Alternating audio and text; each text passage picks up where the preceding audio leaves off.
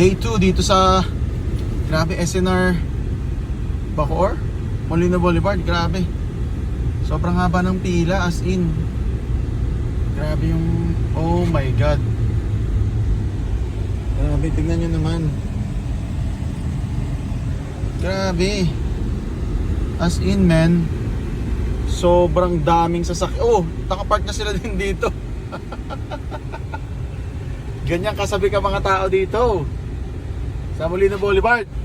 Grabe kayo, man. Wala na, everyday traffic yan dito sa amin. Oh, ito, hindi malaman kung saan pupunta. So, handaan nyo na yung mga sarili nyo, yung mga taga Molino Boulevard, Bacoor. Ang dami kasing residente dito, which is good naman dahil hindi na kayo pupunta sa Alabang or sa Imus. So, pinipigilan na pumunta kung saan-saan. Pero handaan nyo na yung sarili nyo. Mukhang araw-araw na ganito bago kayo pumasok sa eskwelahan.